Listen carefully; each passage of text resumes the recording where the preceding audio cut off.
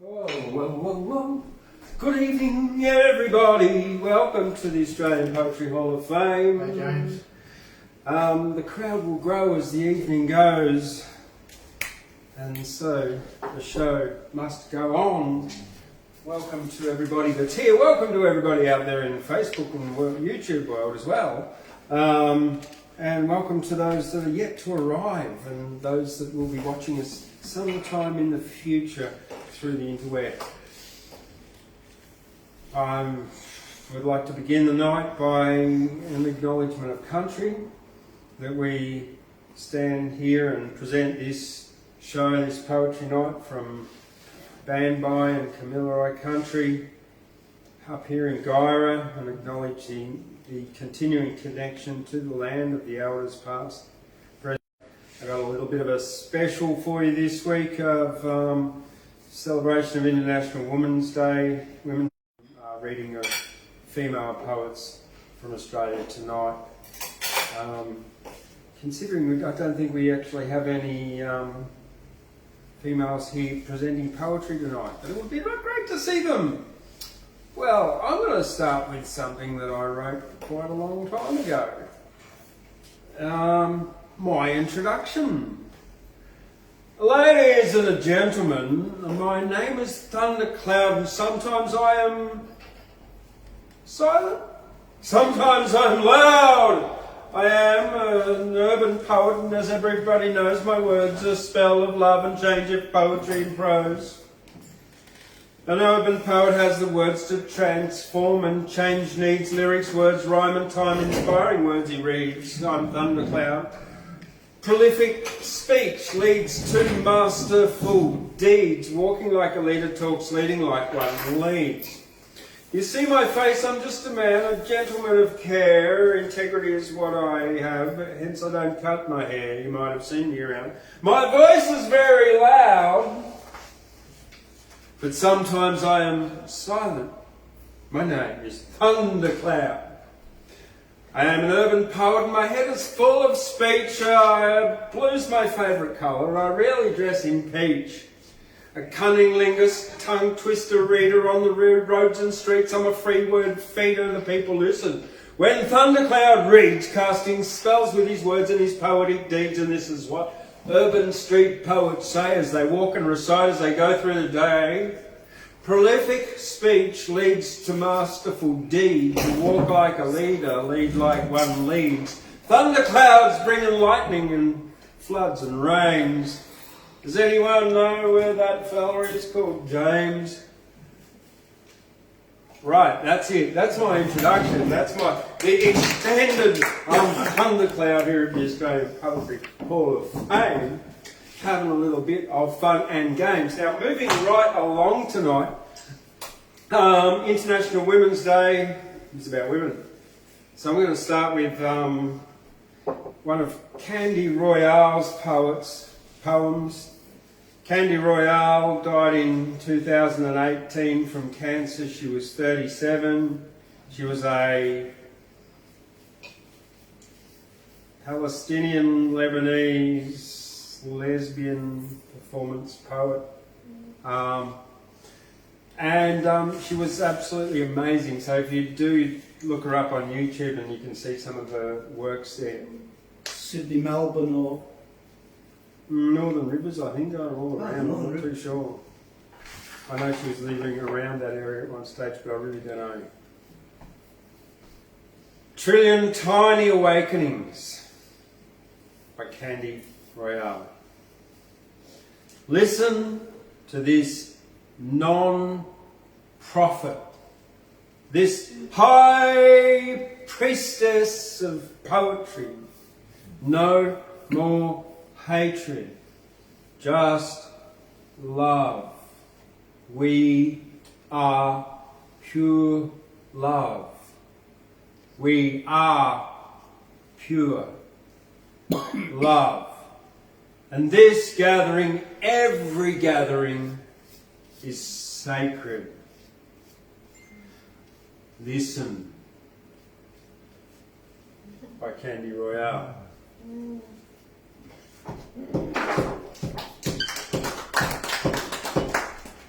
read that one. Yeah. Next room. Yeah, Funny. it is.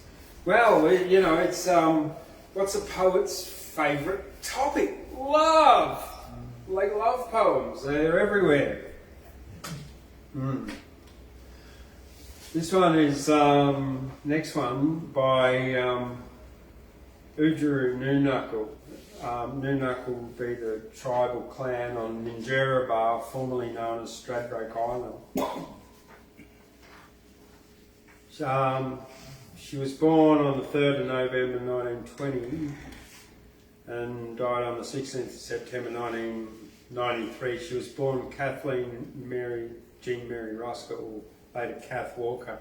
She was an Australian Aboriginal activist, political activist, artist and educator who campaigned for Aboriginal rights.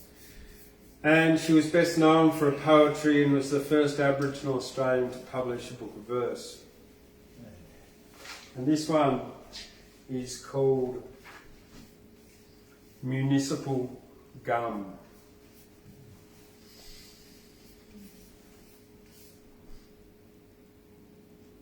Gum tree in the city street, hard bitumen about your feet.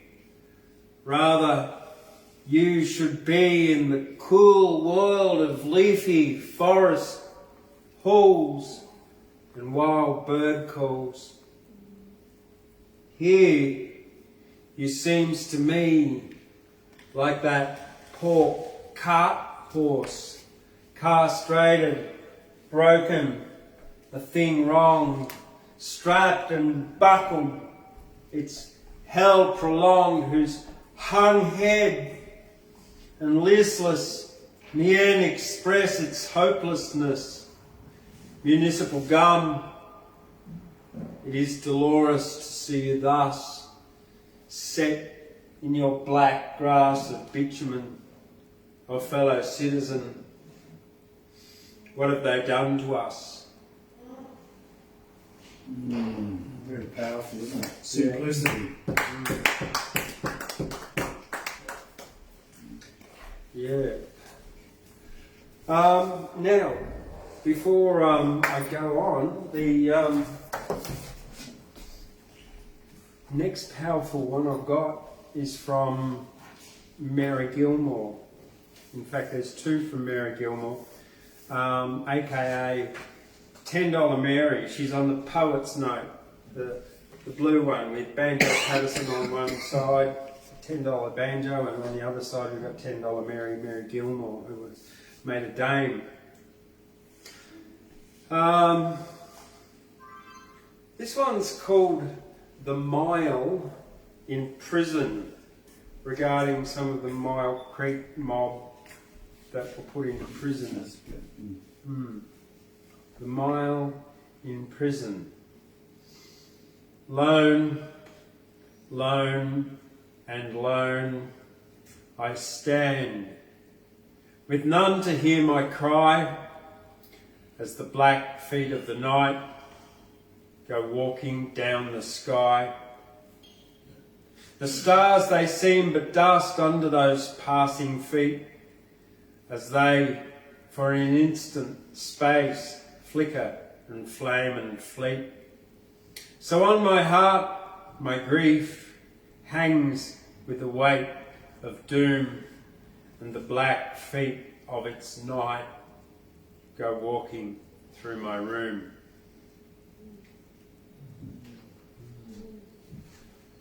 The next one is called 14 Men, and this was written in 1901. It was later went on to become the title of Mary Gilmore's book, 14 Men.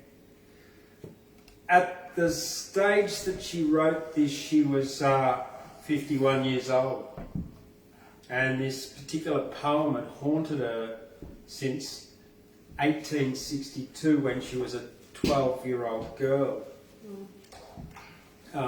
She was travelling in a sulky with her family through Lambing Flat, which is now Young in New South Wales.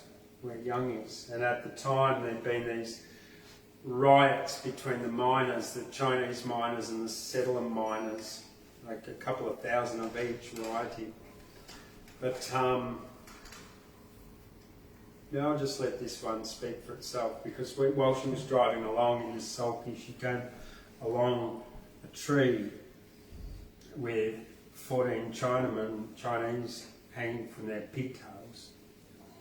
So that's the kind of history that is preserved in poetry that we don't often hear about. 14 Men by Mary Gilmore.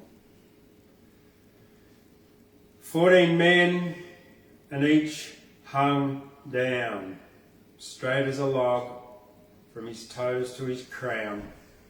14 men, Chinamen they were, hanging on the trees by their pigtailed hair. Honest, poor men, but the diggers said nay, so they strung them all up on a fine summer's day. There they were hanging as we came by, grown-ups on the front seat, on the back seat, aye. That was lambing flat, and still I can see the straight up and down of each on his tree.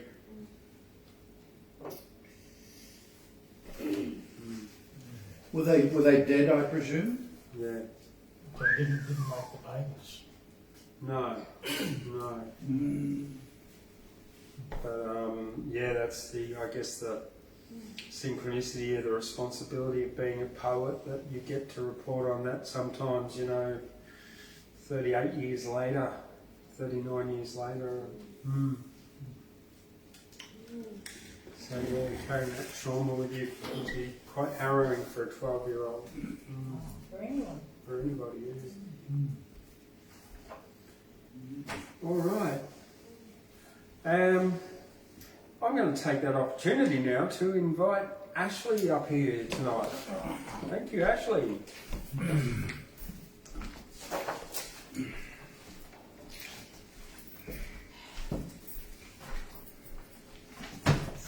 Well, James. it is interesting to contemplate that Mary Gilmore and Henry Lawson, who appears in my jaunt tonight, had been lovers. And I once, in the Boar Baths, I think I told this story a year ago, underneath the Southern Cross, was with an elderly gentleman in the hot sulphur water, and he started talking about his grandmother taking food from the North Shore over to Henry at Balmain every day, a fresh warm bit of tucker, which kept Henry alive in between his collection of beer bottles a lot longer than he would have stayed alive without it. And I was there in the deep sulphur water relaxing, and turned round to this gentleman and said, my grandfather's second wife, Faye Fowler Jennings, she used to look after Mary for many years as a housekeeper in her little flat as you reach the top of William Street before you go into the cross. And as James was reading that looming, gloomy ghost poem about Myall Creek, where I used to take my students many, many decades later, I could see the great neon sign that's there as I speak, flashing and sending its orange neon calligraphy through the ghost hanging of her flat, which is now long gone, but is it in the poem that she wrote and in my imagination thus tonight. Here are my three rulers. I've got four really tonight. I've got one holding up the reading of Lawson that I'd planned to do, and here they are: hypothesis, implications and parameters, but I'll let that speak for itself.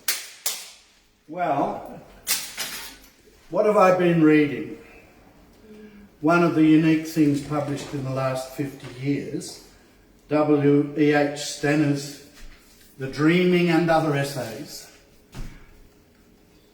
Wherever you are in the world, if you can get this book and read the extraordinary writings, in English of course, about what it means to be on this continent, do get this book and read it. I used to give it to people in Aboriginal education, and invariably next day, after pushing them to read the first essay about Durmugam, they would say to me, I either cried or I wept at the end of that essay.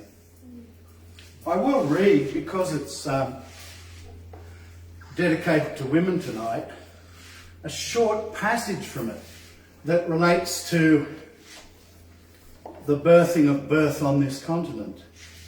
On page 50 of the essay about Durmugam, a Nungiomari man, he writes, take me about 45 seconds to read this, I think. Aboriginal culture leaves a child virtually untrammelled for 5 or 6 years. In infancy, it lies in a smooth, well-rounded coulomen, which is airy and unconstraining, and rocks if the child moves to any great extent. A cry brings immediate fondling. A child may still cry at 3 as a sign that it wants something, water, attention, carrying. Its dependence on and command of both parents is maximal. Their indulgence extreme. To hit a young child is for them unthinkable. A shake or a sharp word, both rare, are the most an exasperated parent will do. The behaviour patterns thus formed are rudely broken in males by the initiations, always at puberty, sometimes prepubescent as well, after a gradual softening from the 5th or 6th year, when little boys may be seen throwing stones at their mothers or abusing them while the women laugh. At initiation, new psychic paths are made by isolation, terror, fatigue, pain, mystery, music, drama, grave instruction, means implicitly prescient and in an overt use a memorable spectacle. One inward path is ruptured, another substituted, and life thereafter is one continuous reintegration.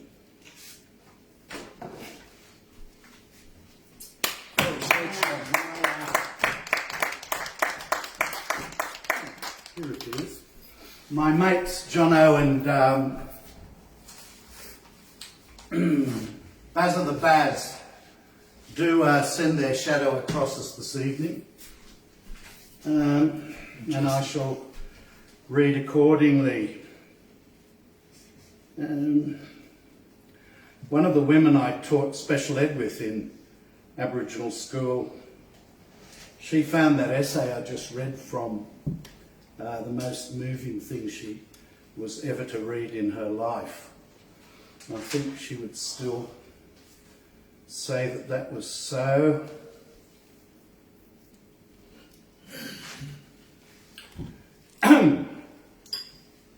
This note from Johono says, Dear Mr. Albanese, Bazza the Baz wishes this, in our hour of tumult, to be broadcast to the world. Bazza the Baz continues, Mates of the true blue, salutes to you. I have before me photos and maps handed down from my grandfather's brother, Gunner Bazzo Baz. I wish to verbally salvo for his singular service to the Commonwealth of Australia 20 years or so after its birth. I will now read, as Johono wishes me to, from Gunner Bazzo Baz's diary. He says forthwith, arriving late to the front, just as the armistice was signed, I, Bazzo Gunner Baz, wishing to serve my country, crusaded with 100 Aussie lads to the reaches of the White Sea, facing off towards the forest of Finland. We soldiered to the port of Arkhangelsk, Archangel-esque, hereafter referred to as Archangel because I find it difficult to pronounce Archangelsк. 1,000 kilometres from Moscow, he put miles of course, we were aiming to defeat the Bolsheviks, the Reds, in the north of Russia and help our allies join the move to reassert Christendom throughout the war-worn world. Working with French and English troops, I learnt a deal about aircraft maintenance and airfield management. I there developed my interest in dirigibles and the profound impact that they may have in the future for more commodious and relaxed meditative flight across the terrestrial. Thus, I passed on knowledge of this Zephyrus aerial adventuring to the coming generation of Bazzas throughout the 20th century. Your father's vision for dirigible development in all its dimensions. We had very good success at first, he goes on, speaking of the Archangel campaign. We would bomb Bolshevik villages and destroy warehouses, denying the Muscovite forces equipment and supplies. French and English kept asking me why I wore World War Aussie uniform when, strictly speaking, by 1919, my mates and I were not official combatants, as were US and French and English troops. I answered, the Australian government turned a blind eye to our jaunt for freedom because Australia was riddled with socialist unionists who were threatening our Anglo realm of Austral Britons. And Battler Billy Hughes was inclined to allow us to wear uniform and go forth for freedom and liberty, but he couldn't give a government stamp to our parade here. Although some devout Irish Catholics were in our midst, it's got spelling problems, in our midst, wanting to smite the atheist threat to our far northwest, Bazza had distinguished episodes on returning to our continent, and we had very good success at first, and Baz had distinguished episodes, here it is, for the northwest. Well, it is far northwest, measured from George Street, where I think he wrote this, because he describes trams trumbling along on the 5th page. All through our failed but courageous Archangelsk battles, we proudly were, in our Aussie gear, flagging for the forces of freedom against Asiatic totalitarianism. Although our government could not officially support us, we were ferried back to be under the stars of the Southern Cross with government aid and connivance. One moment amongst many in my year in Archangelsk is worthy of comment. I was guarding with my mates, the defeated ones we had trust and in containment. Bluey, Perps, short for purple, and red. The three of us were there carrying forth with our service when a prisoner sparked up in a larrikin way. Hey mate, you're far from home, long way back to Bourke. You can imagine my startlement at this Aussie voice coming up from a 50-year-old Russian captain who we had captive. In my startlement I replied, I'm not from Bourke, mate. Few are. Baz had distinguished, what do you know of Bourke, fallen comrade? Well, you can see where Bazza gets it from, can't you?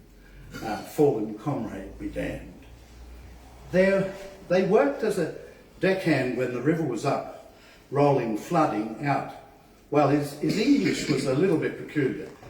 He said, there worked as a deckhand when the river was up, rolling, flooding out of Queensland, and a cork hand when the river was down. Well, was there when the river was down, or dust in 92, glaring at the iron, roofs glaring back? You know Lawson then, comrade, I replied, having read the famous poem with the glaring tin roofs, glaring back. What chanced me to use that epithet, comrade, at that moment I will never know. I've always wondered. A Russian captain went on, I fished with him, drank with him, knocked around the shanty bars and shearing sheds with him, talked up the revolution coming with him. And look at you now, comrade, again in chains before our allied guns, I said, quite proudly and with panache. He smiled at that. He smiled. Remember, as we gave him up in a prisoner exchange, he brightened up and he called back to me, "Hey, sit with you and Henry on the Darling River sometime, back under the Southern Cross and have a beer. Eh, comrade?" I keep this journal, and it keeps me, of course, so that in time to come, when our true blue sons and daughters are as numerous as the stars of the Southern Cross, auditors may know of this little time when 100 or 200 Aussie troopers, strong in effort, kept traditional order and freedom out in the great white lands of far northern Siberia. Well, it's not quite. He wasn't a good geographer. You're going up towards Finland and Scandinavia. Above all, freedom alive in the world of, I can't quite read that word. Postscript. When reading this into the table end throng, be sure to stress that gunner Bazza had distinguished episodes on returning to our continent. He remained active in the Balloon Dirigible League. He did military equipment repairs throughout the 20s and 30s, advising on the design and development of military gear, and he set Francis de Groot's saddle on his horse before the Sydney Harbour Bridge as he charged across, bayonet flickering in the air to cut the ribbon, truly opening the bridge in a dramatic masculine way. He remained active with the New Guard, anti-socialist activities, and served at home with station units in the First Pacific War. He died by pushbike in 1958, shy of his 68th birthday. We should have 15 seconds of silence in memory of gunner Bazzo Baz.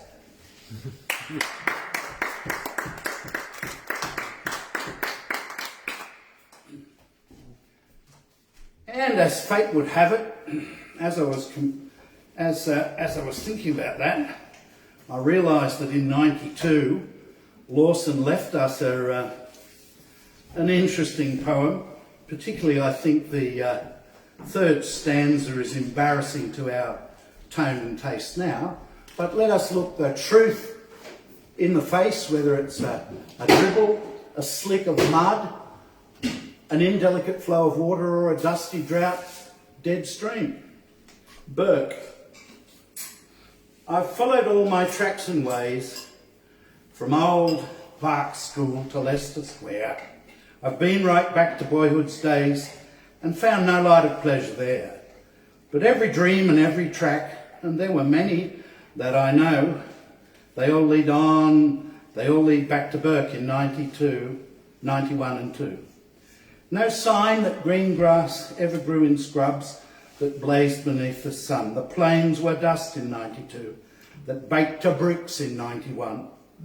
On glaring iron roofs of Bourke, the scorching, blinding sunstorms blew, and there was nothing beautiful in 91 and 92 save grit and generosity of hearts that broke and healed again. The hottest drought that ever blazed could never parch the hearts of men, and they were men in spite of all, and they were straight and they were true. Hat went round at trouble's call in 91 and 92. They drank when all is said and done. They gambled and their speech was rough. Yet only need to say of one, he was my mate. That was enough to hint a bushman was not white, nor his union straight and true would mean a long and bloody fight in 91 and 92. The yard behind the Shearers' Arms was reckoned best of battlegrounds, and there in peace and quietness they fought their 10 or 15 rounds. Then they washed the blood away, then shook hands as strong men do, and washed away the bitterness in 91 and 92. The army on the Grand Old Creek was mighty in those days gone by, for they had sisters who could shriek and brothers who could testify. And by the muddy waterholes they tackled sin till all was blue. They took our bobs and damned our souls in 91 and 92. By shanty bars and shearing sheds, they took their toll and did their work. But now and then they lost their heads and raved with hotter hells than Bourke. The only message from the dead that ever came distinctly through was send the overcoat to hell. It came to Bourke in 92. I know they drank and fought and died, some fighting fiends on blazing tracks. I don't remember that they lied or crawled behind each other's backs.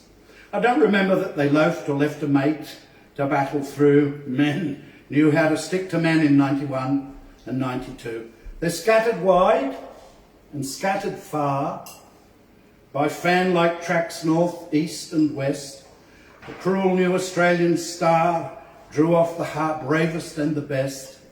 The Cape and Klondike claim their bones. The streets of London damned a few. And Jingo cursed Australia mourns for 91 and 92. Forever westward in the land, Australians hear and will not heed the murmur of the boardroom and the shore and stealthy steps of greed. Bourke was a fortress on the track, and garrisons were grim and true to hold the spoilers from out back in 91 and 92. I hear it in the ridges lone and in the dread drought-stricken wild. I hear it at times, a woman's moan, the whimper of a hungry child. And let the cynics say the word, a godless gang, a drunken crew. But these were things I never heard in 91 or 92. They say that things have changed out there, and western towns have altered quite. They don't know how to drink and swear, they've half forgotten how to fight. They've almost lost the strength to trust, the faith in mateship to be true. The heart that grew in drought and dust in 91 and 92. We've learned to laugh the bitter laugh since then. We've travelled, you and I, the sneaking little paragraph, the dirty trick, the whispered lie, are known to us, the little men whose souls are rotten through and through. We called them scabs and crawlers then in 91 and 92. And could I roll the summers back, or bring the dead time on again, or from the grave or worldwide track, call back to Bourke the vanished men with mind content, I'd go to sleep and leave those mates to judge me true, and leave my name to Bourke to keep, the Bourke of 91 and 92.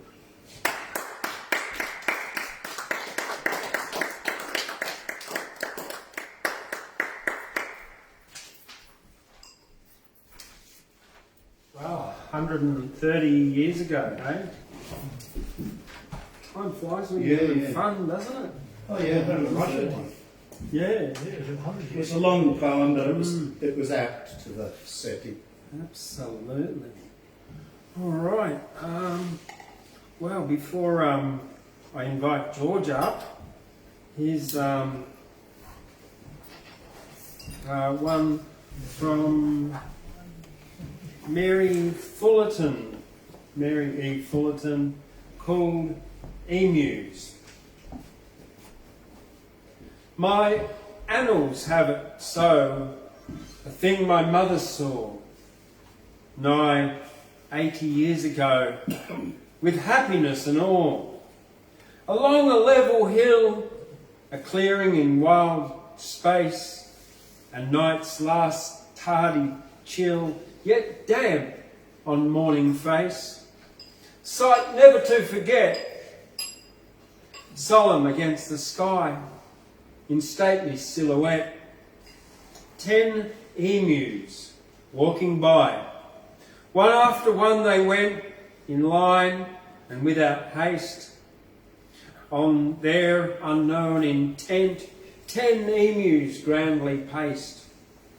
She used to, hedged in fields, watch them go filing past into the great bush wilds, silent and vast.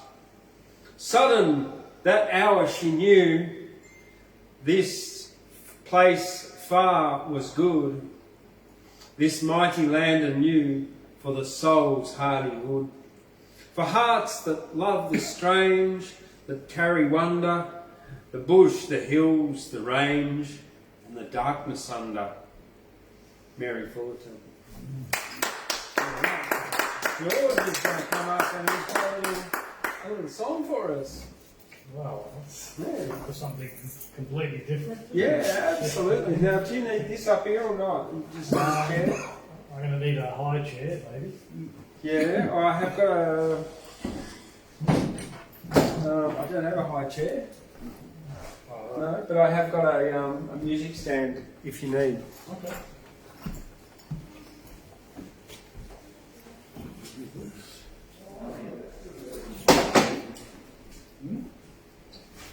I'm not distracted. See?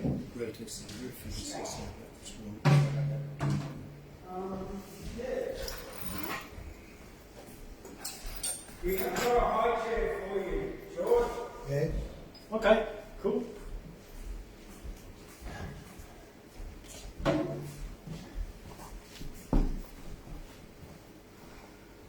So, there's a music stand, which you can adjust. There's a high chair on the way. Alright, okay. Yin and yang.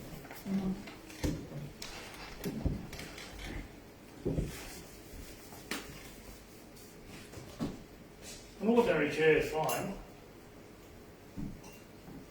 You won't be able to see. Yeah, I'll manage. There you go. I'll lower this Oh, here down. it is, George. Oh, right. Yeah. Great. You can have to lower this.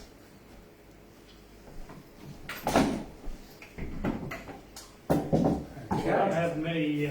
George and Neo, everybody, welcome. I don't have many poems, but I've got some songs, and this is halfway between. It's a poem to a song, you could say, and it's something that I wrote some years ago about coal seam gas. Does everybody remember coal seam gas? How it was a really big issue? Still is. Sorry, it still is? Yeah, sure. Still I is. haven't heard much of it about it lately. You do in Europe and the United States. Yeah. It's Economic where they, The money aspect of it. it's where they inject all this cocktail of poisons into the ground in order to release gas from coal. And it does some pretty nasty things, from what we've heard. And not just pollutes the groundwaters, but if they get enough of this gas out, then the land starts to sink and it causes mini earthquakes. It's a crazy idea from what I can tell. So we even went to a big meeting in Armidale. It was a hall as large as this, and it was packed full of farmers because they were really worried and concerned about what was coming upon them. So I managed to put this little song together and see what you think. And it's to the tune of Air, which comes from the Hair musical. Remember that one? Yeah? Sure do. Okay. Alright. Just got to deal with all my nerves, so let's see how we go.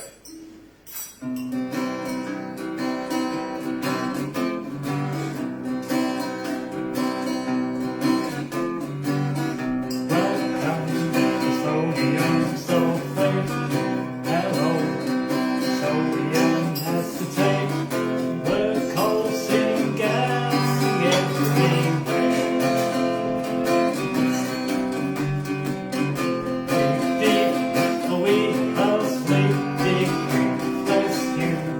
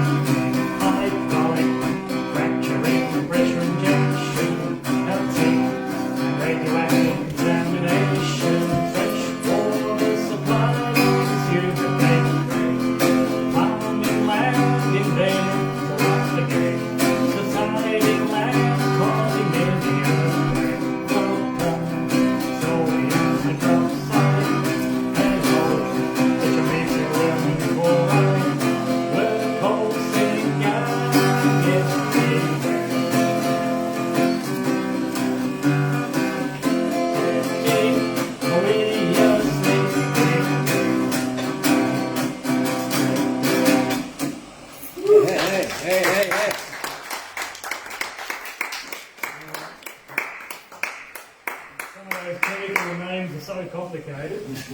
I hope I got them out okay. All right, thank you. Thank you, George Neo. We've got another music thing coming up in April. Yeah, well, that's what I was just about to get to. Yeah, I've got some pamphlets What's here. on here at the Australian Poetry Hall of Fame? Well, last weekend we had last week on Thursday night we had a magnificent performance here by Mother of Ducks, Juzzy Smith, and Carolyn Andrews. People told me it was fantastic. It was. Festival of Small Halls Tour, Really organised by fantastic. Wood 40 here in Queensland. Really amazing show. And they're finished now, so... but keep an eye out for more Festival of Small Halls Tours. 9th of April here, we've got Fiore Musicale coming up from Armidale, the Armidale Chamber Choir. More details to come when I get more details. What I am certain of is here on Sunday the 17th of April we've got Graham Bishop and Friends Piano Man performance here in the Arcadia Theatre, the Australian Poetry Hall of Fame. Tickets are $20. Bookings here at the Australian Poetry Hall of Fame online through Facebook, email oneenglish1@gmail.com. Discount up Yeah. until 4. Oh, yeah, it's $15 if you get your tickets before the 4th of April, but after that they jump up to $20 as well. So yeah, Graham Bishop and Friends. Then the 29th of May, the Soul Express Cabaret. That's a Sunday afternoon, I think, Sunday evening here as well. That's exciting. And I'll let you know more as things happen. Saturday morning we got our market here, Wednesday night poetry night, and you're all here already. Great, thank you very much for coming, everybody. And so the show will roll on. The show is going to roll on. With that, I'm going to take this opportunity to invite Gabriel up, Gabriel Donleavy.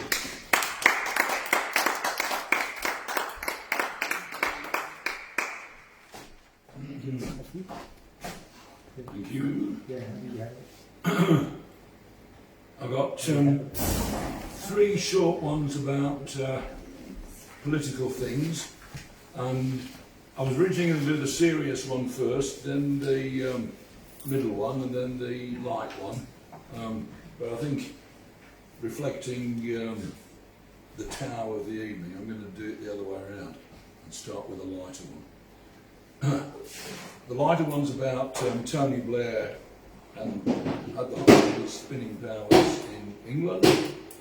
The middle one is what would have happened if the lead singer of the Suite had met Deng Xiao Ping in heaven at St. Peter's Gate, considering they died on the same day. And the last one is an attempt to imagine what it's like to be inside the mind of a paranoid dictator. How would such a person express their feelings? So, here we go.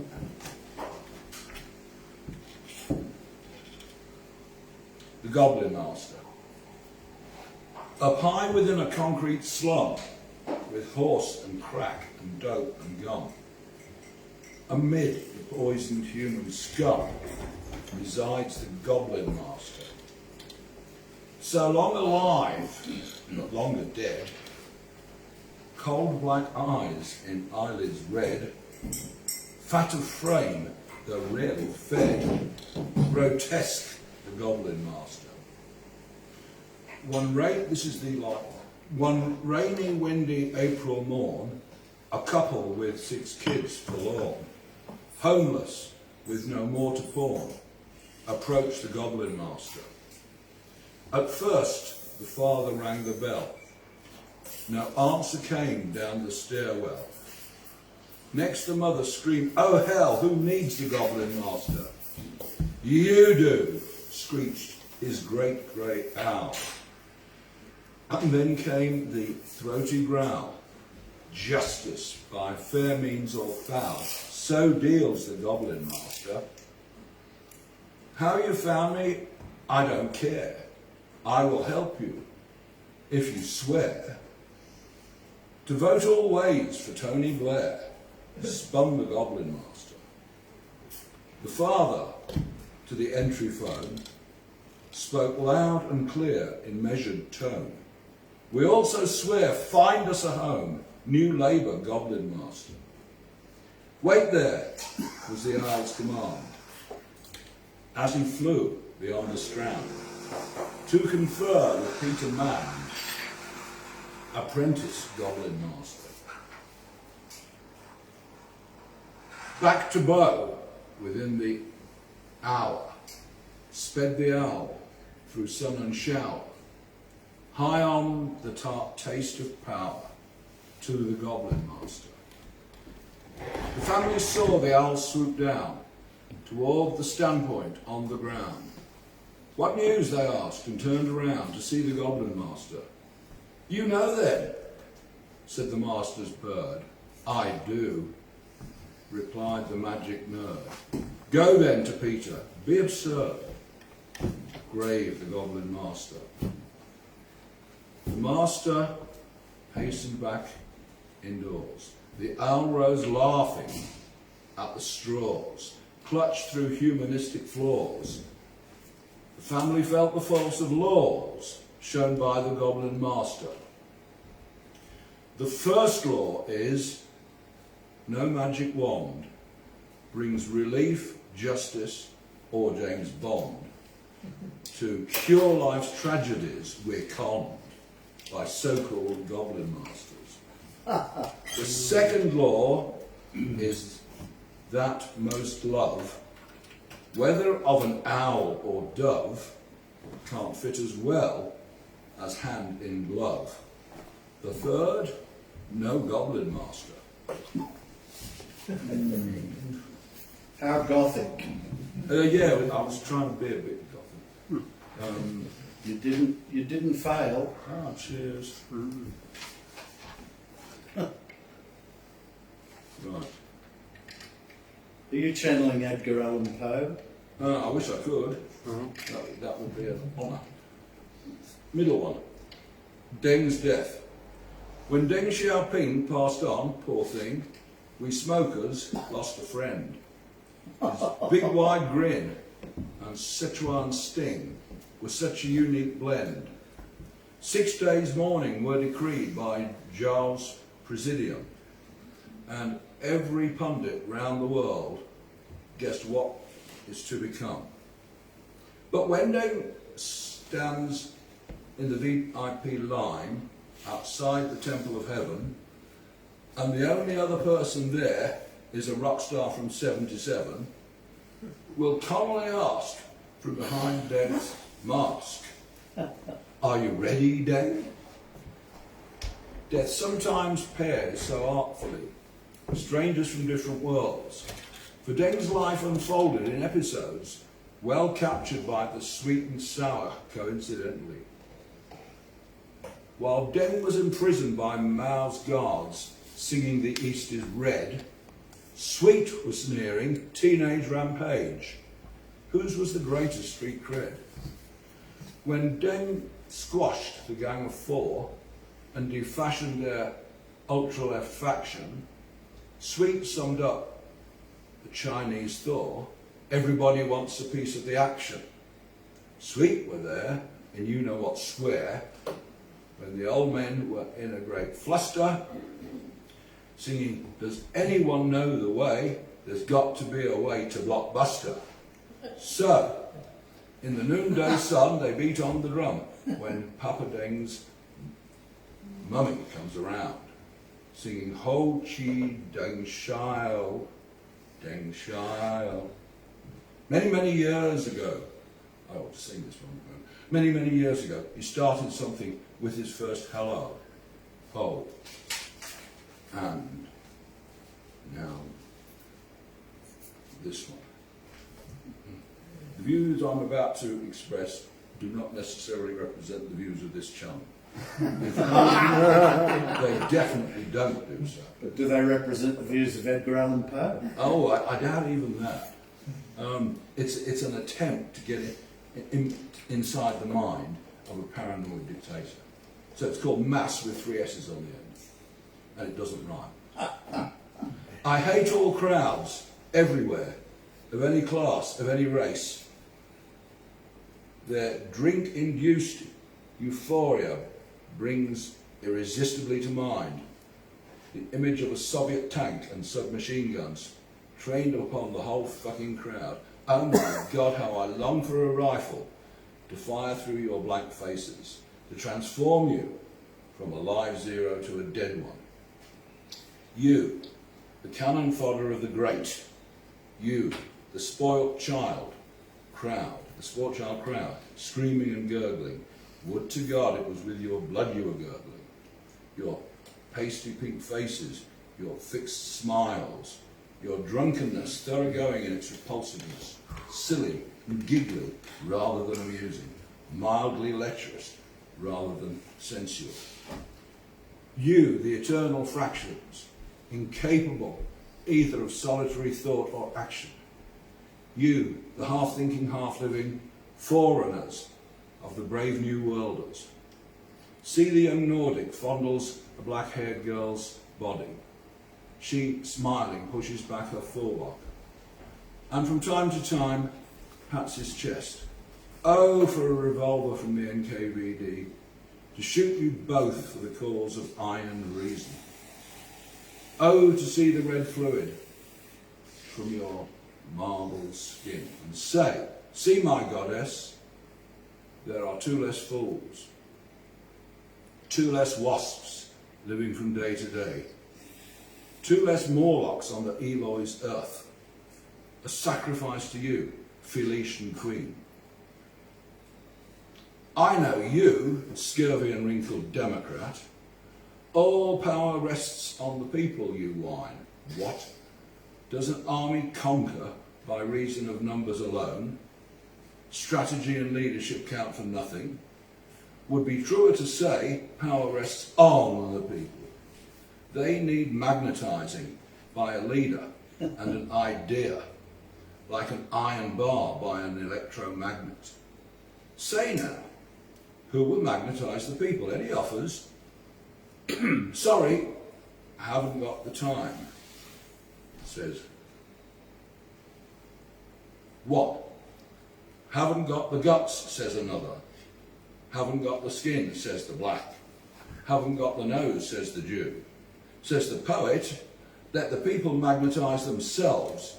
I've got my own problems and despise others. Besides, a magnetised multitude means war. War, the great leveller. You're all equal in the fucking army, in the ranks that is. Geez, what a sense of comradeship I felt slurping cocoa with the Poms at midnight while we sung about Hitler's one ball. The illusory symbiosis of enforced cooperation, fellowship of the trenches and the gutter. You, the masses, you, the fat, contented majority. You trying hard to become assimilated. The converted Jew, the public school Zulu, You are the little molecules of water that the tidal waves of history move, foam and dash. You are the little sick cells of an ever-decaying ulcer. Why should your leaders heal it? What have you ever done for them but given them ridicule, abuse and calumny? Power you gave only grudgingly at the 11th hour to save your property, values and pay packets. You pusillanimous silt of history. Yeah, I love it. I would like the chance to read that out with like heaps of scorn and derision. You, the piece of whatever you are. Pusillanimous! Yeah, you gotta hand it to Hitler, don't you? Because he was such a great public speaker. Hands up for drama. It's about the only thing you got to hand to him, yeah. Yeah, wow. Very fascinating. I like that.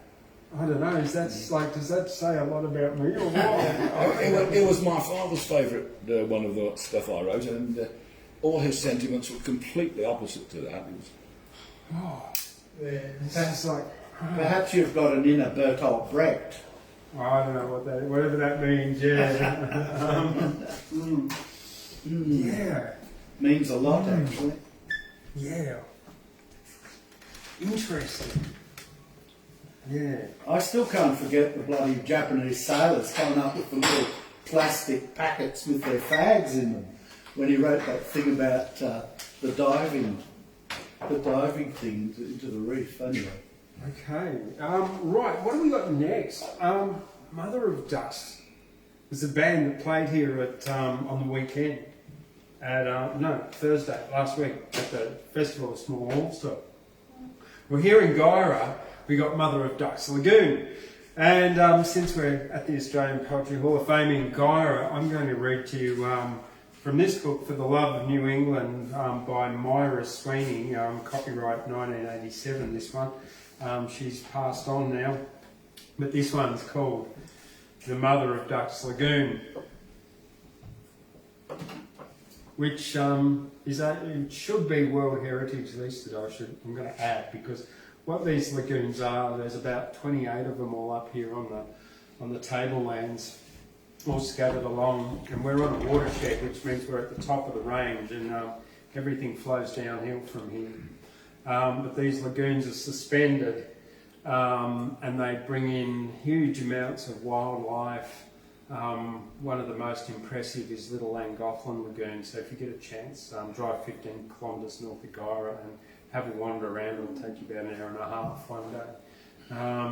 But otherwise, down here at the Mother of Dust Lagoon in Guyra, it was an equally impressive thing, but it's been a bit sort of, the water level's been lowered to make way for the golf course. They've stuck a levee bank around 1/3 of it, so it sort of holds the water, which has then become shallower. It's full of reeds, but then when it does flood, it extends like 200% on what is inside this particular levee bank up there, and it has hundreds of swans and pelicans and all kinds of water birds, herons, egrets, a couple of different types of bin chickens or ibises, and moorhens and water rats and snakes and yabbies and all kinds of ducks and heaps of ducks. Yeah. Ducks. Anyway, we'll get on with it. The Mother of Dust Lagoon.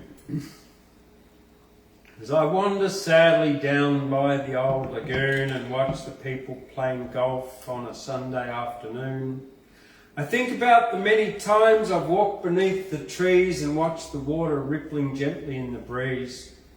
I've seen the ducks and water hens swimming quietly around and the flocks of ibis settling on the ground. Way out upon the water there was a lovely swan, its silhouette against the sky, a joy to look upon. The birds came in the spring and made their nests among the reeds. There was plenty of food and water to satisfy their needs. As the birds dived underwater, I would watch in silent awe the ripples spreading outwards in ever widening circles to the shore. I have seen Lake Burley Griffin, the lovely man-made lake, but no matter where I roam or how long the road I take, to see the beauties of my country, I think that I have always known that there is nothing quite so beautiful as the old mother of Duck's Lagoon. You're saying that the sacrifice in Lagoon for a golf course? Oh no, that happened long ago. They sort of drained it, I think, first of all, so that the farms, because they were soldier settlements, didn't get flooded, and then later on, I think around about 88 or something, they did put this levee bank in and a thing around it and stuff, yeah, because that's to keep the water out for the golf course, yeah. Yeah. Okay. Which still floods anyway when it rains heavily. The next one is memories. Once again I'll go walking down by the old Gyra Lagoon. Once again I'll be dreaming by the light of the silvery moon. I'll dream of swans on the water, swans on a sleepy afternoon. I'll dream of yesterday's summers by the mother of Duck's Lagoon. Peaceful waters gently rippling, reeds that sway to and fro, birds flying back in the springtime, silver wings in the sunlight glow, twilight shadows falling softly, summer breezes whispering a tune, magic moments I'll be recalling down by the old Gyra Lagoon. Once again I'll walk by the water with only memories by my side, and I'll see my dreams reflected like the shadows at eventide. That's it. Sweet. Henry Kendall back to life. Yeah, yeah. And I'm going to invite James on up here now. Thank you very much.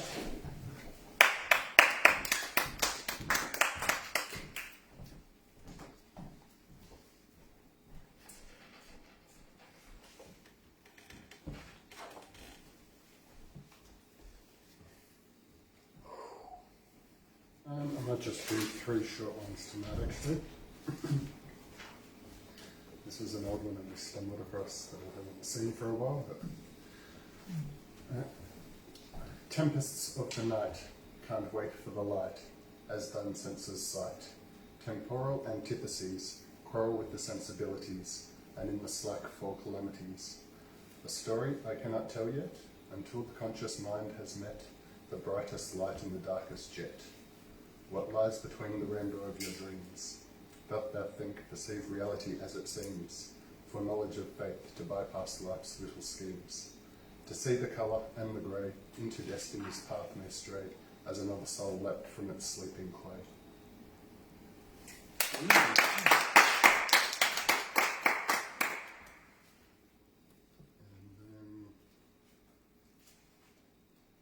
this is a very short one. That I actually wrote, came to me one night just after seeing, there was like a full moon, and then there was 2 big clouds that were quite clearly defined, and you couldn't quite see the moon. It was hiding behind one side of it, but it looked like a river of moonlight. And this came to me just after I saw that. How far do you want to push this, in and of itself? Wait for a barcase, stack upon the shelf. A broken down river, shelters from the moon, and stars I see a sliver, and hope not from my room.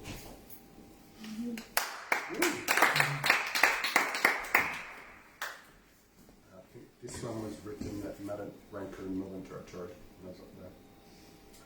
So many tangents I wish to cling to, so many thoughts that could all be untrue, so many wishes and so many stars, yet we wander so lost, can't see the bars. A while away, another fancy, and dream of the goddess who could be a Nancy. Another day, another dream, and wait for the things that aren't what they seem. When to give away and when to receive. Don't question harder could make you believe. Is it lost to me, the rules of another game? I couldn't believe it would never be the same. I've played so long and often, always a surprise, like 1 to 10, and a night that waits for the dawn to rise. Never let up, anything will take you to the brink, or only so long as it takes a thought to fall and sink. Oh, well. Hey, well, thank you very much. And I just have to give you your praise there because your elocution, your pronunciation, and was very clear tonight. Big improvement. Thanks very much. Alrighty-o. Before I invite Steve Wordsmith up to read for the night, here's a little something that I wrote. Well, this is from my book Love in Nimbin, which is half of my 2017 poetry. It's available on Amazon if you want to buy it. You should buy it. This one is a lot of alliteration, a large lot of alliteration. It's called Zing. Everything has. I should probably like just like this poem particularly was downloaded to me from a DMT trip when I was living in Nimbin. So yeah, I just thought I'd put that out there. What's that? Dimethyltryptamine. It's something that we produce naturally in our lungs, in our pineal gland. It's produced in a whole heap of acacias in Australia, wattles. It's used as one of the major components in ayahuasca, along with Banastropsis carpi, and it alters perceptions and dimensions and speed of perception, modulates the flow of a lot of our endocrine system. Anyway. Zing! Everything was buzzing this night. Everything is having a zing. Zing is in everything. Without zing, there is no thing. Even no thing has zing. Zing is the way everything sings. Everything sings with zing.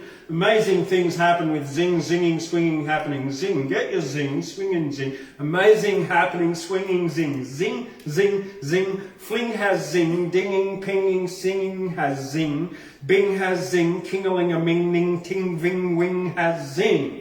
Crossing has zing. Drinking, looking, contemplating, doing, playing with zing. I got my thing from this thing, planting, growing, living thing. Wattle has zing. Dimitri has zing. Every living thing vibrating with zing. Get your zing, amazing sing. Ringing, dinging, singing, zing. Rooting, barking, seeding, zing. Vining, growing, smoking, zing. Get your zing. You sing, sing, sing. You get your zing. Just breathing in, sleeping, bathing, sunbaking, exercising, giving zing. Just one thing I'd like to sing. Zing is a coming from loving.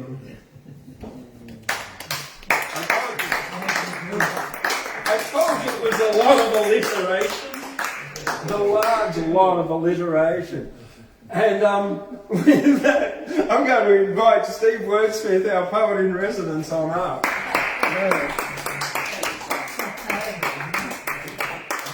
What an act to follow. What a singer.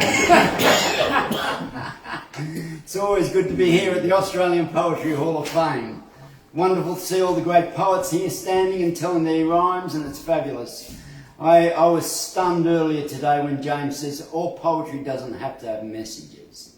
And I thought, oh, isn't that interesting? So I sort of started digging back through my poetry and found that just about all my poetry has messages.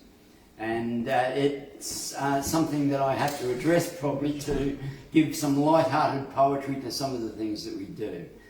I thought some of the poems, the Dunny poem or something of that nature doesn't really have any message, but, probably that, life is a bit of shit at times, so that's what it's about. Don't tackle the shit can, man. Yeah, sometimes, you've got to realise that, we sort of think that everything's going to be wonderful in life and life is a wonderful place and all that, but if we take a different perspective sometimes we realise that life is a piece of shit, and everything from there is a bonus. So we go in the better way, and then we're not disappointed by the rubbish of things that's happening. Anyway, that's opinions. Opinions are something that I have and a lot of poets have, because we have opinions and we tell stories and we tell messages and such in some of the words that we do. Sometimes we get lighthearted and we just do it for the humorous sake of things. And it sort of stunned me because I then, even though I had a number of poems written for the night, I thought, well, these have got messages. I don't know if I'm going to give them. So anyway, we'll see if we can find something here to be a bit lighter in what we do. This southern land of plenty, blessed by the Father's hands, girt by ocean waters, beaches of golden sand. This is a land of beauty, a land of sweeping plains, of rugged mountain ranges, of droughts and pouring rains. A fall of holy fire poured out on mortal man, yes, wakening in this country and moving through this land, like a wave of the Father's glory, igniting all the sparks as we clothe ourselves in humility and seek the highest self. This is the land of purpose. We have our future in our hands if we look with supervision and seek the eternal plan. Let's loose this tag of battlers. We have it in our grip. It's time to join the freedom train. Jump on, enjoy the trip. The Spirit of Christ is here, transforming the hearts of men, raising up his daughters, raising up his sons. Let's not get discouraged. It's different from the rest. The awakening that is here today is loving community and eternal and the best. Yes, a message poem. I know a message poem, but still, what do we get? But no message is a message. That's right, there's no message. Sometimes you just have to be who you are. And it's really hard. A lot of people say to me sometimes, oh, you're full of yourself. Yeah, well, couldn't be full of anybody else. That'll do, that's who we've got to be, and sometimes just being who we are is good enough. Good enough. What was that, James? Yeah, we get into some really interesting conversations here at the Australian Poetry Hall of Fame. So if you get the opportunity to call in here and just have a look around and we celebrate the poets of the past. We have a room there. Sometimes it's referred to as a dead poets section because most of them are dead. There's only a couple of live ones in there, I think, and that's me and James. So it's the dead poets section anyways. It's good to see smiling faces here. I have to send all my love to many, many companions and friends that's in the riverside, the northern rivers and such, that struggled in many ways. It wasn't just a flood. This was just something enormous that's taken out a lot of good people's Nearly took a lot properties of life. and a lot of life Nearly too. took And a lot. it has taken a fair bit of life and such. And as I've spent many the last few years travelling the marketplaces and living on the rivers of the northern rivers and such of that nature, there's quite a few people there that I have a big respect for. I have a long-term respect for Lismore and a fairly intimate relationship with Lismore. I did my university there, and I've had a number of businesses there in the Lismore area, so I do know a lot of people there, and my heart goes out to them. I have been involved many times of assisting in the coordination of drought relief efforts and things of that nature to the area, and I do feel for these people. I am empathic in this way, and I feel for them, and my heart goes out to you. So I've had many opportunities from the Lismore area. They sent me to World Expo. That was actually, I came from Lismore in that time, and took the Northern Rivers and the musicians and entertainers of the Northern Rivers to the World Expo at that time, and presented them to the world. It was a wonderful time. So I do have a lot of people that I care for down the Northern Rivers, coming up with little poems like, near the rambling Richmond River where the ghosts of cedar barges rise from derelicts and skeletons telling tales of years gone by, of the early cedar cutters who braved the coastal ranges to reap the valued harvest that the massive forest sired. But the years have passed so quickly and the banks are now near barren through the mighty Richmond Valley from Nashua down to Corrokai, and the rivers seldom used now for transport or for pleasure, and the water's brown and mud-stained as the land gives up the fight. From years of torrential downpours that's caused the land erosion and floods that stole the topsoil that the big scrub held in place. where once there was an abundance of the fighting Richmond black bass. Now from the murky muddy waters comes the catfish and the eel. Yes, the Richmond's only one place in this wondrous world around us that man has taken over and he's stirred the flaming pot. But he'll reap his just deserts though when he plays with God's own nature and he says the game's now over and starts the bloody lot. Yeah. We have a lot of poems and you know, some that don't have a message. I think you've got to go to some of our Australiana, eh? You know, there once was a shearer by the name of Bluey the Brink. He was a devil for work and a devil for drink. He could shear his 200 a day without fear and drink without winking 4 gallons of beer. Now Jimmy the barman who served out the drink, he just hated the sight of here Bluey the Brink. He stayed much too late and he came much too soon, in the morning and the night, in the daytime and at noon. Well, one day when Jimmy was cleaning the bar with sulphuric acid that he kept in a jar, old Bluey come yelling and bawling with thirst. Whatever you've got, Jim, just give me the first. Well, it ain't in the histories and it ain't put in print, but Bluey drank acid with never a stint. Said, that's the stuff, Jimmy, will strike me stone dead. That'll make me the ringer of Stevenson's shed. Well, all that long day as he served out the beer, poor Jimmy was worried with his troubles and fear. Too worried to argue, too anxious to fight. All he could see was his corpse in his fright. Well, early the next morning as he opened the door, along came the shearer, he was yelling for more, with his eyebrows all singed and his whiskers deranged and holes in his hide like a dog with the mange. Said Jimmy, and how'd you like that new stuff? Said Bluey, it was fine, but ain't that enough? It gave me great courage to shear and to fight, but every cough set me whiskers alight. I thought a new drink, but it must have been wrong, for what you gave me was proper and strong. It set me to coughing, and you know I'm no liar, but every cough set my whiskers on fire. Well, thank you very much, James, for the opportunity always to be able to speak our words, and thank you that the world is a better place because poets are in it. Hey, too right. True right. Well, where does that leave me? It leaves me, we're pretty close to wrapping up here. Before I finish off, Paul, are you going to do something tonight? All right. Well, before I invite Paul up, I'll just do 2 little quick ones that I wrote this week. A quatrain, that means 4 lines. There is nothing I can write about love or war, how the rich get richer and the poor grow more. It's not about politics or left and right. Love lifts us up, but war is a nasty fight.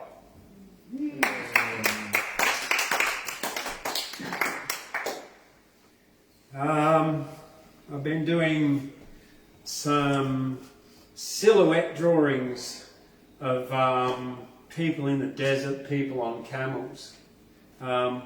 This one came after my latest drawing, which I'll just give you a quick look there. That's it. It's yeah, you can see that out there by the toilet. Okay. But here we go. Oh, I better show the people out there in Facebook land too, or YouTube, what it looks like. There you go. How many camels left in Australia, do you know? Thousands. Heaps. Yeah, not millions like they used to be. The colour. The land of the camel. Who would have thought it?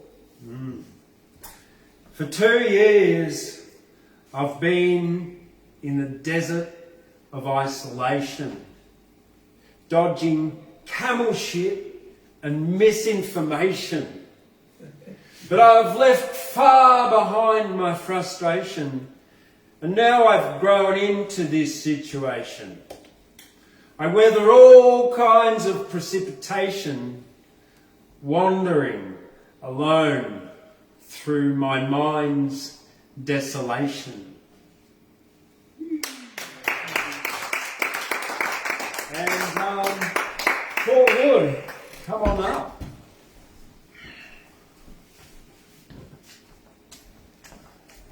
Can you sing Ramblin' Man, Paul? I don't sing anything.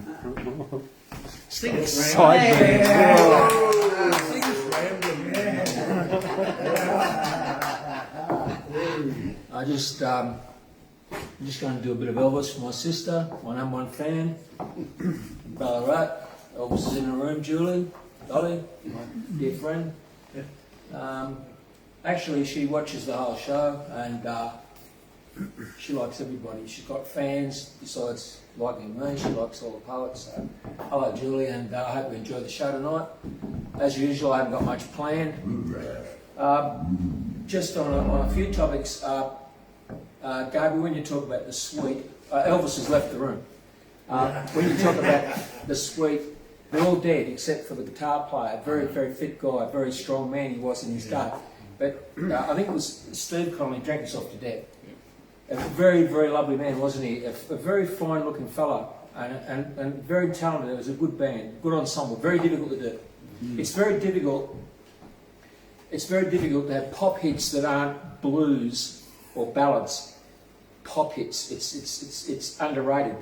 What it requires to do that, and they did that. They were a very, very great band. And with Ashley, when I heard him mention Finland in his talk, and as we can't talk about Ukraine anymore, and rightly so, don't forget you stinky in Finland, and you bangy in Wales, and you arsehole in Turkey. That's worth mentioning, and also don't forget a bit of silence, a little bit of silence in memory of the disgraceful condition of the Kajagon bus shelter.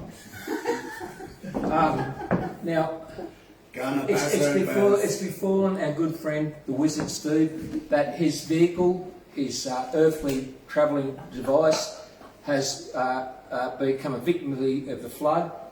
I think down at Drake or somewhere nearby, somewhere. Ukai, yeah, a great place, Ukai. And I just want to say, send a message out to the world actually, and I would like someone, not me because I'm not very computer literate, but maybe someone could strike a GoFundMe to rescue Steve's van. It's a very worthy cause. Steve gives more than he takes, and to help Steve out would be a good thing for everybody. Now, I was having a discussion with Steve today. We were talking about happiness, and I just sort of reflected on the matter that there is a quest for happiness in life, and actually people pursue happiness, but happiness pursues us. It comes in moments if we're willing to take the moment. There's no such thing as a continuum, sort of proven by Isaac Newton in a third law of motion. And what it said was that for every action there's an equal reaction. So we should expect to be sad when we're fulfilled with happiness too. We should expect for that. What Sir Isaac Newton said was, for every action there's a reaction equal in magnitude and opposite in direction. Yeah. Now, Isaac Newton did his mathematics, his physics, his optics, and all the great works of science that he did under 30 years old. He only lived till 60 as a very old man, and the last 30 years he spent as the administrator of the mint in the Parliament. So a very, very wonderful man. So yes, I just thought about that, Steve, that we should expect to have an equal down for the up. And there's a tremendous video I saw on YouTube, and it was called The Smashing Machine. It was a story of the original great champion of the UFC when it was a savage business without rules. And there was a great American wrestler called Mark Kerr. And Mark was unbeatable in this very savage new sport that was only done in Japan. And the documentary follows his life. And this guy is exalted with such highs, these tremendous highs from all the adulation, an unbeatable champion. But he found that he was visited by great depression straight afterwards, and the depressions were so bad he had to get on drugs. It finally nearly killed him.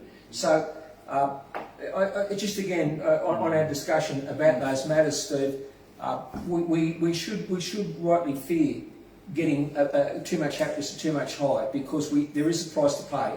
Again, it's Newtonian. Now, what else was I going to talk about? As Bullock says, Hitler was quite reasonable in some ways till he believed his own propaganda. Well, look, Hitler was just a figure in history, but he was apparently quite a brave soldier.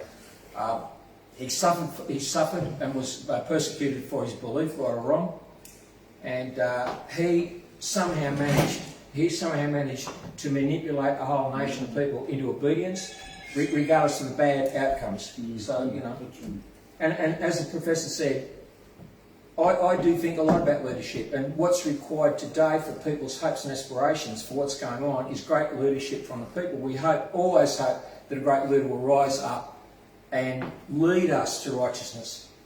You know, it does require leadership. All best ideas and best theories and best intentions cancel out. You've got to have leadership. Leadership is very important, and it's something that we probably seek in life more than we realise. At least I do. The song tonight, I keep saying, well, look, I'm not going to smash up the dice, James. I just put it on one side. I flogged it to death, but I've always got to have something in the hand because I'm a veteran turner. So the song I had tonight was by a tremendous man called Leroy Van Dyke. Leroy Van Dyke had a singular hit. Well, he had two hits. He had The Auctioneer in 1960 or thereabouts, but his second hit was such a tremendous, simple but wonderful, short country song. It's still today the longest period of popularity in the country music charts. 42 weeks or something like that, I believe. He recorded in 1961. It was half written, and it was just one of those serendipitous moments where his lovely voice, the good words in the song, and the production, the guitar playing especially, and a walking bass just made it a great song for the jukebox. Very short song, sung beautifully by Leroy Van Dyke, and tonight, folks, it's going to be badly sung by me. Right? Don't put yourself down. Don't put yourself down. Go on. You are you. Well, Give us where to go. well, I'm going to give it to you. I'm going to get it to you. Don't worry about it. It's coming. Yeah, so, and again, I just want to give a shout out again to my sister, and thanks for watching, Julie. I love you. I don't talk much to you. There's 7 in our family. Our elder sister's passed on, but you're a lovely girl, and thanks for giving me support and the poets. And also to my brother Marty, who will be watching. He says he's going to watch it live tonight and watch the whole show, so, you know, I better come up with something. Yeah, this one's by Leroy Van Dyke, and it's called Just Walk On By. And I'll start off by singing the chorus because it's such a short song that it's only got really 2 verses. As you know, Gabriel, you know the song. Yeah, 1961. 1961, and it was a smash hit across the world in 1962.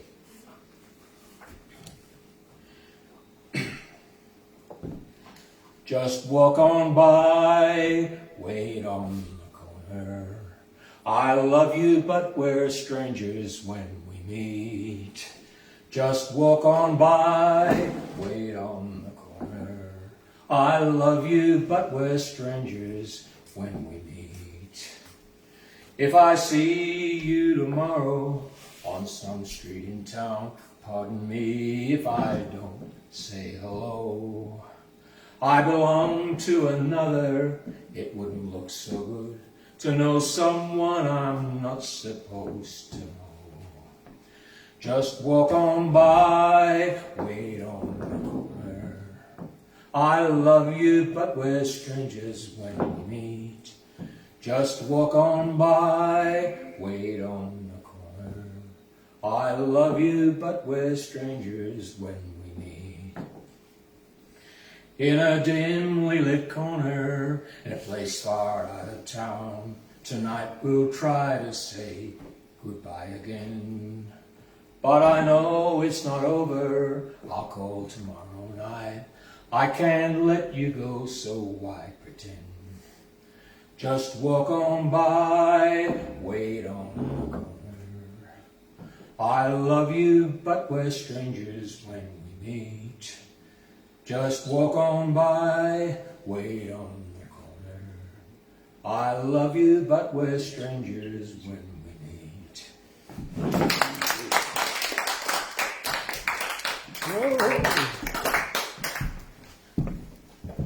Okay, Leroy Van Dyke. Is he related to Dick? Yes, he's Dick's youngest son. Was he? And Leroy is 92 years old and still singing. There you go. 92 years old and still singing. He's a great man. Well, I'm going to finish off with a little something I wrote on the 1st of December 2017. It's called Kenny the Television Evangelist. I'm going to put it to music. This is a hip hop tune, freestyle bluegrass, Mikey Bow instrumental from YouTube. User Venice 1978. Let's see how we go here.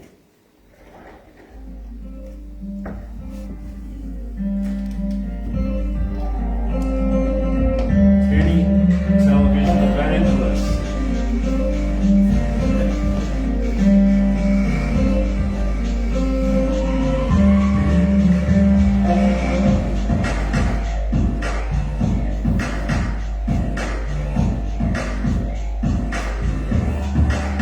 Well, I turned on the morning TV and I started to stare. The television evangelist was standing there. He stood in front of the crowd of many. This television evangelist's name was Kenny. Kenny yelled out, "You'll be in trouble and strife if you don't believe in love. You won't have eternal life." Well, I looked at Kenny and I started to think, what does this fella mean in the suit that's pastel pink? Believe all your love, be evil in your life. Well, I think he means be love inside your life. You love in your life will be well, be evil, you make your life live in hell. I listened to Kenny and I listened quite well. He said, if you don't be love, your life will be hell. I thought again about what Kenny said and it made so much sense inside of my head. Why be unhappy and angry and mad when you can be joyful, ecstatic, happy and glad, loving and caring and awesome and kind? Believe, be loved, said Kenny in his lines. If you be loved, you'll have eternal life, just like Jesus did, and just like my darling wife, because she believes in love and she believes in life, said Kenny.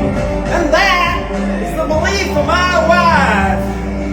Well, I listened to Kenny there in his pink suit with his real cream hair. Well, he looked quite a hoot in front of the crowd of many people evangelizing. He was making sense to me, and he was making me smiling, because Kenny made sense in his real cream hair and his pastel pink suit as he stood up there in front of a crowd of thousands of people in the Church of Love that had a big steeple. I'm not saying you have to be Catholic, Christian, or a Jew, or a Muslim, or a Buddhist, Rastafari, Hindu. No, all you got to do is just be love and believe that being love is nice and make your life just heaven like Kenny's wife. Because She believes in love and she believes in life. Said Kenny, and that's the belief of my wife.